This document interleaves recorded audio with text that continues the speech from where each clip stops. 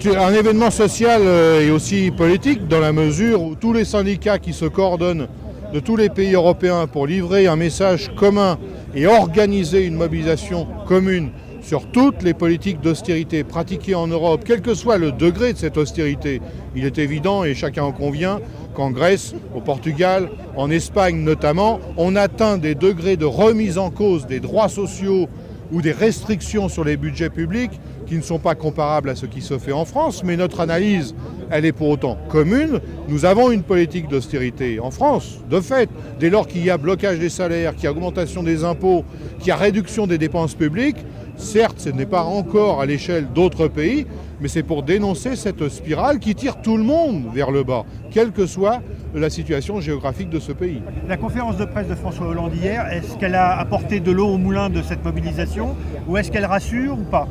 Elle n'a pas apporté d'éléments fondamentalement nouveaux et nous comptons bien, à l'occasion d'une rencontre avec le Premier ministre et le gouvernement qui est programmée le 22 novembre pour ce qui nous concerne, le faire réfléchir et le faire changer d'opinion sur les mesures annoncées récemment. Nous ne considérons pas judicieux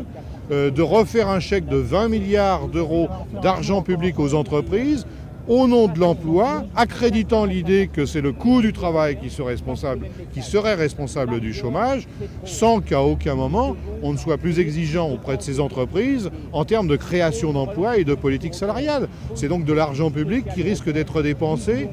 pour accroître la précarité et alimenter le chômage. Donc c'est le genre de décision que nous contestons et qui illustre selon nous une politique d'austérité, principalement pour les salariés.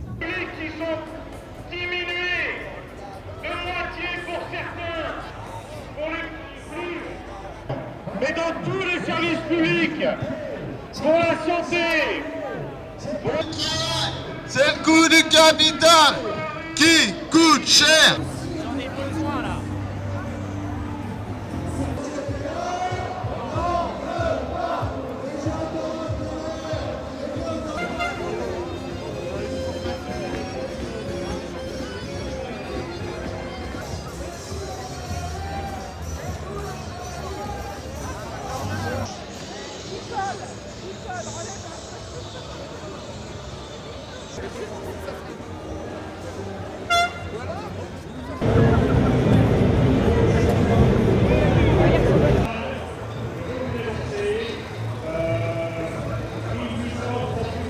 dans l'éducation,